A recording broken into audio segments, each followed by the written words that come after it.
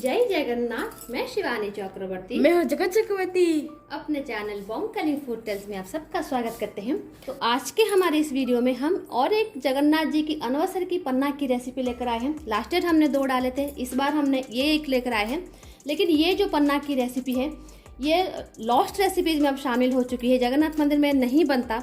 क्यों नहीं बनता, इसके बहुत सारे कारण हैं। क्योंकि जगन्नाथ मंदिर में 1910 तक ये लिखित है, जो ब्रिटिश डॉक्यूमेंट्स हैं उसमें ये लिखा गया है कि 1910 तक जगन्नाथ मंदिर में 435 टाइप के भोग होते थे। 435 टाइप्स के भोग होते थे और उसमें ये प्रसाद रहता था। और ये प्रसाद का जो बेस्ट इंग्रेडिएंट्स है वो है आरारूट। और आरारूट में मंदिर में 5 भोग प्रसाद लगते थे। लास्ट ईयर मैंने एक डाला था जगन्नाथ जी का जो अनवसर था, उसमें एकादशी का भोग डाला था पाड़ुओ काटा। तो आज हम बनाएंगे पाड़ुओ पोणा। ये जगन्नाथ मंदिर का पन्ना है, ये भी अनसर पन्ना है और अनसर पन्ना की तरह ये भी पतला है, लेकिन अब ये बंद हो चुका है।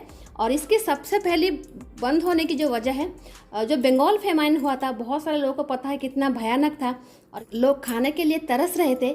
तो उस वक्त मंदिर में बहुत सारे भोजन बनते थे और जो ब्रिटिश गवर्नमेंट थी उन्होंने बहुत सारे भोग बंद कर दिए थे। और राजा ने भी, जो गजपति राजा महाराज थे उस वक्त, उनकी हालत भी ऐसी नहीं थी कि वो इतने सारे भोग प्रसाद मंदिर को प्रोवाइड करा सके। इसलिए बहुत सारे प्रसाद बंद हो चुके हैं और वो कम हो के अभी 150 टाइप के भोग जो है वो मंदिर में बनते हैं। लेकिन 435 टाइप के जो भोग बनते थे उसमें ये भोग था। और आज हम वही प्रसाद बनाने वाले हैं। यह है पाड़ुओ पोणा और ये भी अनसर टाइम पे भगवान जी को दिया जाता था। मैंने अपने एक वीडियो में कहा था कि मैं लॉस्ट रेसिपी इस साल भी लेकर आई हूँ जगन्नाथ मंदिर का। और जो 4 लॉस्ट रेसिपीज हम इस साल लेकर आए हैं उसमें से ये एक है। तो इसके लिए हमें कौन सी सामग्री चाहिए होगी। यहाँ पर हमने लिया है पाड़ुओ मतलब आरारूट, लिया है हमने दूध, ये है शक्कर, मंदिर में मिश्री या फिर खंड जाता है तो हमने शक्कर लिया है, छेना हमें चाहिए और है काली मिर्च और कपूर का पाउडर। और पन्ना है, बिना पानी के तो पन्ना नहीं होगा, तो पानी हमने लिया है।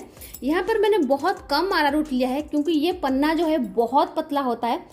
मैंने एक पन्ना इस शिवरात्रि के टाइम पे डाला था 2 साल पहले।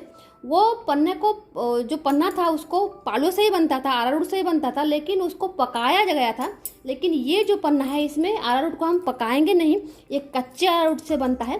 और अनवसर के टाइम पे इसलिए दिया जाता था क्योंकि ये एक हेल्दी ड्रिंक है और जगन्नाथ जी, बलभद्र जी और देवी सुभद्रा जी और जो वो अस्वस्थ हैं उनको स्वस्थ करने के लिए इस टाइप के पन्ने दिए जाते थे क्योंकि बहुत हेल्दी होता है।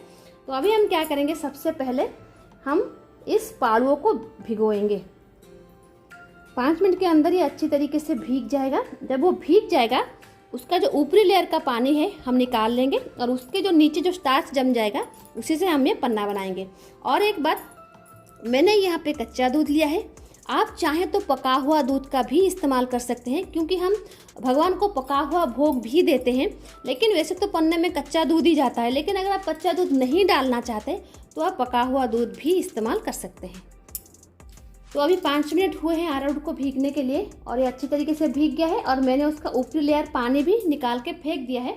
तो अभी इस अरारूट को हम डालेंगे हमारे इस बाउल में। और ये भी जो लास्ट ईयर का मैंने पन्ना दिखाया था उसी की तरह पतला होता है क्योंकि अनवसर में जो भी पन्ना दिया जाता है वो बहुत ही ज़्यादा पतला होता है। क्योंकि जैसे हम बीमार पड़ते हैं तो हमें भी हल्का खाना दिया जाता है, तो उसी तरीके से भगवान भी मानवीय लीला करते हैं तो उनको भी हर चीज़ पतला दिया जाता है ताकि वो तुरंत स्वस्थ हो सकें। और उसके बाद हम इसमें डालेंगे ये दूध और उसके बाद हम इसमें डालेंगे जो छेना हमने लिया था उसको मिला देंगे हम इसमें। ज़्यादा उसको मसलना नहीं है। और उसके बाद हम इसमें डालेंगे शक्कर। जितना मीठा आप देना चाहें उसमें दे सकते हैं शक्कर। और इस छेना को डाल के हमें अच्छी तरीके से मिलाना है, बहुत ही कम समय लगता है। और इसके बाद हमें इसमें बहुत सारा पानी डालना है क्योंकि जैसा मैंने कहा ये बहुत पतला होता है। अनसर में जो भी पन्ना लगता है वो बहुत ज़्यादा पतला होता है।